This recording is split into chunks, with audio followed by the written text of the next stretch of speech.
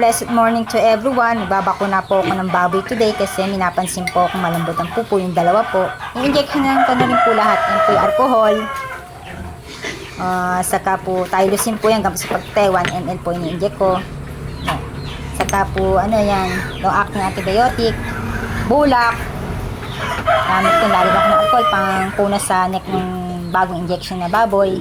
Use infection, saka pig marker po, pantanda sa baboy na nabakunahan ko na. Yung sirens po, ini-sterilize ko bago gamitin.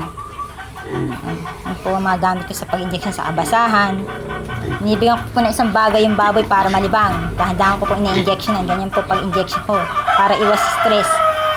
Nagsanay na po akong magbakuna ng baboy para hindi na po ako magbayad sa technician. Diyos ko, sa hirap ng buhay ngayon, ako nga, pakamahal ng bilihin. Pati mga gamot ng baboy ang mahal. Pati lalo na yung pigs. Diyos ko, wala ka nang kikitain kung hindi ka magiging wais. Yan po, dahan-dahan po yung paglalagay ko. Pinipitik ko po para matanggal yung hangin. Slightly masakto. 2 ml po nilalagay ko. Kasi 48 hours po ang ulit niyan. Means 3 araw. Dahan-dahan lang po ang lagay. Slightly overdose po. Prevention is better than cure. Yan po, mga baboy ngayon ganyan po ang sakit yung 51 days. Rainy season pa naman, abot sipon, pagtatae.